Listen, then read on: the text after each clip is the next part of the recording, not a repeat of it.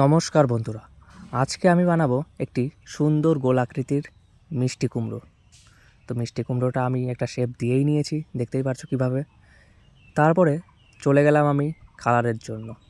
এটা কালার করার জন্য আমি একটু গাঢ় সবুজ কালার ব্যবহার করছি।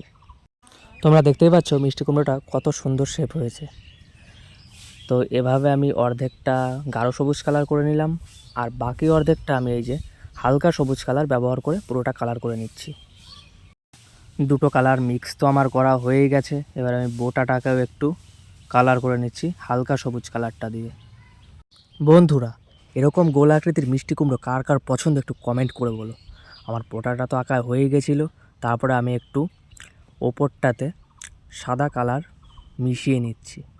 সাদা কালার একটু মাঝখান দিয়েও মিশিয়ে নিচ্ছি। বেশ মেশানো আমার হয়ে গেল। ব্যাস কমপ্লিট। এরকম সাইজের মিষ্টি কুমড়ো যদি যে কোনো ডালের সঙ্গে রান্না করা যায়, অসাধারণ লাগে খেতে। মিষ্টি কুমড়োর নিচের যে ফুলটা থাকে সেই ফুলটাকেও একটু আমি কালার করে নিচ্ছি একটু ব্রাউন কালার দিয়ে, আর ওপরটাতে একটু হালকা ব্ল্যাক কালারটা ইউজ করে নিচ্ছি। ঠিক আছে, জাস্ট একটু হাইলাইটের জন্য। মিষ্টি কুমড়ো তো একদম রেডি।